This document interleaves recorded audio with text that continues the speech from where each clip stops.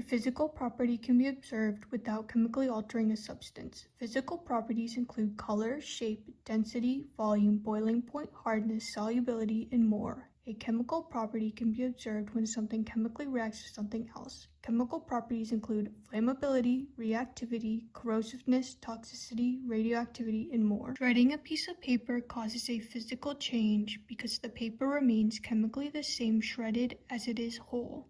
One physical property of this paper is its colors: white, red, and blue.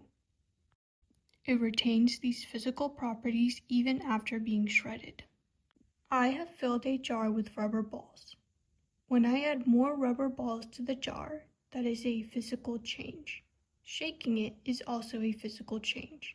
Nothing is chemically altered by adding more rubber balls or shaking the jar of rubber balls. The weight of the rubber balls, a physical property, could be measured using a scale. Adding sugar to a jar of water is a physical change. The sugar molecules dissolve in the water. No new substance is formed. It is a mixture, and if I evaporated the water, the sugar would remain, so it is reversible. The sugar smells sweet, which is a physical property. Adding baking soda and vinegar to a jar will cause a chemical change. This is an acid-base reaction. When I mix the baking soda and the vinegar, they chemically react to create new substance. This includes carbon dioxide, water, and sodium acetate. Those are chemical properties of the vinegar and baking soda mixture. As seen by the bubbling and fizzling, a new substance is being formed. Acidity and basicity are also chemical properties. Vinegar is an acid and baking soda is a base. That is why they have a chemical reaction.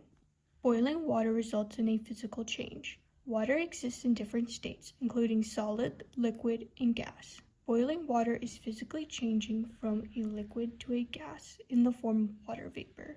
States of matter are a physical property. The solubility of this salt in the boiling water is a physical property. However, if I add green bell peppers to this pot of boiling water, physical and chemical changes will occur. Physically, the bell peppers will absorb water and soften. Chemically, the heat will cause some nutrient molecules to break down. The chemical reactivity to heat is a chemical property.